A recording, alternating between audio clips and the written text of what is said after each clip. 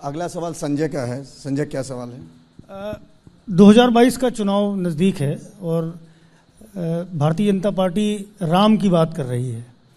आप लगातार कृष्ण की बात करते हैं, परशुराम की बात करते हैं, और इन तीनों ही चरित्र का इस समय सियासी माहौल होने की वजह से अलग अलग मायने निकाले जाते हैं, सियासी मायने निकाले जाते हैं। इन तीनों में से आपको सर्वाधिक पसंद कौन है? देखिए, ये बीजेपी धोखा देती है धर्म के नाम पर, इस बार हम लोग भी दे रहे हैं उन्हें धोखा। ये बता रहे हैं कि हम कौन कौन से मान रहे हैं भगवानों को, लेकिन सबसे बड़ा मुद्दा इस चुनाव में है 300 यूनिट फ्री हम सभी घरेलू लोगों को देने जा रहे हैं। और मुझे बड़ा इंतजार था, हालांकि मंत्री भी नहीं बोल पाए अभी तो मुख्यमंत्री जी एक जगह, कुछ इन्हें संस्कृत में पढ़ना था, वो नहीं पढ़ पाए संस्कृत, सबने देख लिया, देश ने देख लिया। कैसे योगी जो संस्कृत नहीं पढ़ पा रहे? तो ये भगवान के नाम पे धोखा दे रहे थे, अब ये पकड़े जा रहे हैं। 300 यूनिट दे दी समाजवादी पार्टी ने, सिंचाई मुफ्त करेंगे, ये सबसे बड़ा मुद्दा है हमारा। तो इसलिए भगवान के नाम पर वोट नहीं पड़ेगा, विकास के नाम पर वोट पड़ेगा। 2017 में हम सब ने देखा, इस बात के गवाह हैं कि शमशान बनाम कब्रिस्तान बहुत बड़ा मुद्दा था। फिर से कब्रिस्तान की एंट्री आ रही है। योगी आदित्यनाथ ने यह भी कहा कि अगर उनको मंदिर बनाना होता, जो आपने साल भर में अयोध्या मंदिर बनाने की बात कही, कि वो तो कब्रिस्तान बनाने में थे। तो आपको क्या लगता नहीं कि शमशान बनाम कब्रिस्तान बड़ा मुद्दा था पिछले चुनाव में? भारतीय जनता पार्टी हमेशा डिवीजन चाहती है सोसाइटी में, इस बार डिवीजन नहीं चलेगा। लोगों ने देखा है कि माँ गंगा में किस तरीके से हजारों लाशें बह रही थी। जब लोगों को दवाई की जरूरत थी, सरकार दवाई नहीं दे पाई। ऑक्सीजन की जरूरत थी, ऑक्सीजन नहीं दे पाई। रेमडेसिविर को लेकर के कितने ब्लैक हुई हैं दवाइयाँ। यही लखनऊ शहर राजधानी, जिसके शमशान घाट पर लाशें जल रही थी, इस सरकार ने छिपाने का काम किया, टीन शेड लगाया, कौन भूल जाएगा वो। अगला सवाल सुरेंद्र दुबे जी का है। सरकार मुफ्त राशन बांट रही है, केंद्र भी कुछ मुख्यमंत्री योजना के तहत भी तमाम ढंग की पेंशन दी जा रही है, और सुबह से शाम तक नए नए फ्लाईओवर्स का शिलान्यास, उद्घाटन, ऐसा लगता है जैसे चारों तरफ पैसों की बारिश हो रही है। अब मुझे एक पुरानी फिल्म का गाना याद आ रहा है, बहारो फूल बरसाओ मेरा महबूब आया है। कुछ इस माहौल में आप बताइए भाजपा से कैसे मुकाबला करेंगे, जो आपके मुख्य अपोनेंट पार्टी है? ये तमाम तोहफे इसलिए दिए जा रहे हैं कि उन्हें पता है कि अब सरकार उनकी जाने वाली है। इन्हें ये बताना चाहिए कि 5 साल में क्या बड़ा काम किया है। अगर काम इनका हुआ होता तो आज उत्तर प्रदेश की तस्वीर दूसरी होती। ये जनता जानती है कि आखिरी वक्त पे सपने दिखा रहे हैं, और इनका जो रिपोर्ट कार्ड है वो जनता बना चुकी है। रिपोर्ट कार्ड बना दिया था पंचायत के चुनाव में। पंचायत के चुनाव में अगर इन्होंने जिलाधिकारी और पुलिस का सहारा नहीं लिया होता तो ये शून्य हो गए होते उत्तर प्रदेश में पंचायत के चुनाव में भी।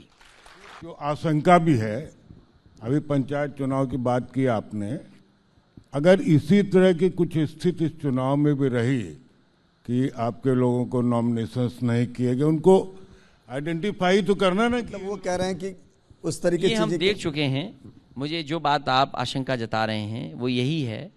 मैंने कई बार कहा कि मुख्यमंत्री ऑफ के कालिदास मार्ग पर एक विशेष जाति के डीजीपी, एक विशेष जाति के कानपुर के अधिकारी, एक विशेष जाति के कन्नौज के अधिकारी और विशेष जाति के मुख्यमंत्री, इन सब ने बैठ करके रणनीति बनाई कि कन्नौज कैसे हराना है। अखिलेश जी, जो कन्नौज का जब जिक्र आता है ना, तो लोग बीजेपी वाले कहते हैं ना, कन्नौज अखिलेश यादव की दुखती रग है, क्योंकि वहां से डिंपल यादव हार गई हैं, इसीलिए उस पर इतना ज्यादा रिएक्ट करते हैं। क्या ये बात सही है? नहीं, बीजेपी को ये बताना चाहिए था कि अपने ठाकुरवाद के बारे में कब बताएंगे। ये बात मुझे नहीं बोलनी चाहिए थी, लेकिन बीजेपी वाले अगर आपके माध्यम से हम तक ये बात पहुंचाना चाहते हैं तो उन्हें भी बोलना चाहिए कि इस तरह की उनको भी नहीं करना चाहिए जो कर रहे हैं वो। अगला सवाल कोमल जी का है। सर, आपने अपने घोषणा पत्र में या घोषणा की है कि 300 यूनिट्स जो लाइट के हैं वो फ्री हैं। अगर आंकड़े देखते हैं तो उसमें देखा जाता है कि 90,000 करोड़ रुपीस का बिजली का घाटा है बिजली विभाग में, और अंदाजन 21,000 करोड़ रुपए सालाना चाहिए होंगे सब्सिडी के अलावा इस 300 यूनिट को फ्री करने के लिए। आपको लगता है कि ये पॉसिबल हो पाएगा? उत्तर प्रदेश के कई विभाग घाटे के हैं। ये कोई पहली बार घाटा नहीं है। उत्तर प्रदेश के कई विभाग लगातार घाटे में चल रहे हैं। तो ये डबल इंजन की सरकार क्या कर रही थी कि 90,000 करोड़ का घाटा हो गया बिजली विभाग को। समाजवादी पार्टी की सरकार बनेगी तो बजट इसलिए भी हो सकता है क्योंकि आपका 6 लाख करोड़ से ऊपर का बजट है।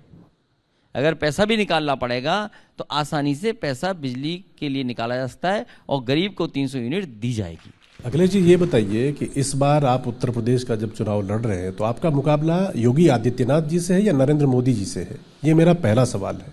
और इसी से जुड़ा हुआ दूसरा सवाल ये है कि समाजवादी पार्टी की अगर प्रचार को हम लोग देखें तो उसमें सिर्फ आप हैं जो कि विजय रथ लेके निकले हुए और हर जगह जाकर जनता से कनेक्ट कर रहे हैं। वहीं मैं बीजेपी का प्रचार अगर देखूं तो उसमें प्रधानमंत्री मोदी से लेकर अमित शाह जी, नड्डा साहब, तमाम लोग हैं, पूरी फ्लीट है जो कि उत्तर प्रदेश में आकर प्रचार कर रही है। तो कहीं आपकी हालत अभिमन्यु जैसी तो नहीं होने वाली कि आप अकेले फंस जाएंगे, चारों तरफ से लोग घेर लेंगे आपको? ये उत्तर प्रदेश की जनता जानती है, ये चुनाव प्रदेश की सरकार बनाने का है, ये दिल्ली की सरकार का नहीं है चुनाव। उन्हें उत्तर प्रदेश से बाबा मुख्यमंत्री हटाना है, वो जानते हैं, क्योंकि उत्तर प्रदेश को बर्बाद किया है बाबा मुख्यमंत्री ने। और जहाँ तक सवाल बड़े बड़े नेताओं का आने का है, जैसे जैसे भारतीय जनता पार्टी को हार सताएगी, हार की तरफ जाएंगे, बड़े पैमाने पे आप देश के नेता देखेंगे। मुझे जानकारी ये मिली है, गुजरात के विधायक, गुजरात के सीनियर संगठन के भारतीय जनता पार्टी के नेता यूपी आ चुके हैं। मध्य प्रदेश के लोग तैयारी कर रहे हैं उत्तर प्रदेश आने के लिए, राजस्थान के लोग तैयारी कर रहे हैं उत्तर प्रदेश आने के लिए। आखिर किस लिए ये? इसीलिए क्योंकि उत्तर प्रदेश की जनता भारतीय जनता पार्टी को इस बार उत्तर प्रदेश से हटा करके मानेगी। तो आप भी बुला लीजिए ना शरद पवार को, ममता बनर्जी को, तेजस्वी यादव को। कौन रोक रहा है आपको? मैंने देखा है, तस्वीरें देखी हैं इनके चौमीन रथ की। चौमीन रथ मतलब? ये 6 रथ जो चल रहे हैं चौमीन के रथ हैं, ठेले हैं ये। अरे दूल्हा क्यों नहीं चल पा रहा है? इस चुनाव का दूल्हा कौन है उनका? आपको खुद पता होगा, ये डबल इंजन आपस में टकरा रहे हैं एक दूसरे को। उन्होंने तो डिक्लेयर कर दिया योगी आदित्यनाथ तो चले, वो क्यों नहीं चल रहे हैं? केवल टेंट देखने जाते हैं, कुर्सियां लगी हैं ठीक है नहीं लगी हैं वो देखने जाते हैं, शौचालय बनाया कि नहीं बनाया टेंट के पीछे वो देखने जाते हैं। क्यों नहीं रथ लेकर चलते हैं? रथ लेकर के समाजवादी पार्टी का एक रथ 6 रथों पे भारी है।